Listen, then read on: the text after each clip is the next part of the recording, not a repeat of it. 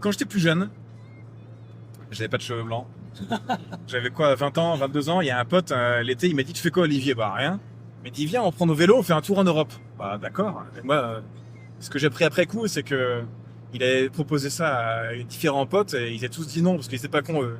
Et on avait rien prévu. Tous les soirs, on frappait à la porte des presbytères, des églises ou chez les gens pour être hébergés. Et tous les soirs, on a été accueillis tous les soirs par des gens qui nous avaient jamais vus avant, qui parlaient pas un mot de français.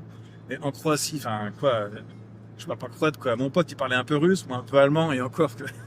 Et ben, les gens nous ont accueillis et en fait, mais je me suis jamais senti aussi libre, aussi bien que ces moments-là où on s'abandonnait aux autres, quoi, tu vois. Et je pense que eux, ça leur faisait plaisir.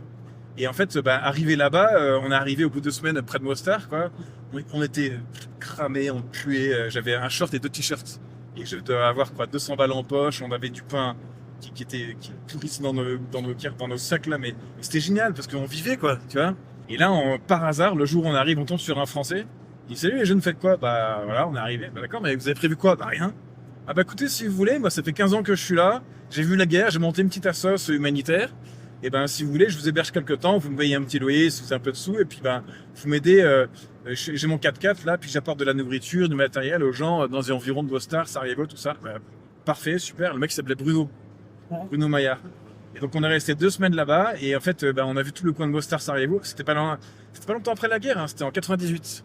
Donc on voit encore des maisons effondrées, des maisons scribées de balles et tout ça. Incroyable comme Mais oui, expérience. et en fait les gens là-bas, bah, comme on apportait du matériel, tout ça, ils nous accueillaient chez eux, quoi.